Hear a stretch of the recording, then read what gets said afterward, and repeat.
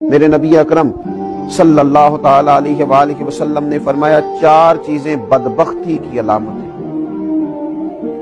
एक तो फरमाया कि आंखों का खुश्क हो जाना, कभी भी अल्लाह के खौफ से उनमें आंसुओं का न आना बदबख्ती की अलामत है। दूसरा, रसूलुल्लाह सल्लल्लाहु ताला अलैहि वसल्लम ने फरमाया, दिल का सख्त हो जाना ये बदबख्ती की अलामत है, कि तेरे दिल में किसी के लिए दर्द ना हो, तेरा दिल किसी के लिए नरम ना हो, तेरी तबीयत में कभी किसी बंदे के लिए हमदर्दी पैदा ना हो, ये बदबख्ती की अलामत है। और तीसरे नंबर पर नबी पाक सल्लल्लाहु ताला अलैहि वसल्लम ने फरमाया, दुनिया की हिरस में लग जाना, लालच पैदा कर लेना, हवस पैदा कर लेना, मैं कैसे कुछ ज्यादा से ज्यादा माल इकट्ठा कर सकता हूं, ये बदबख्ती की अलामत है। ये देखिए ये किस तरह के रूहानी अमराज हैं जो बंदों को जकड़ लेते हैं और उनकी रूहानी जिंदगी को बर्बाद करते हैं।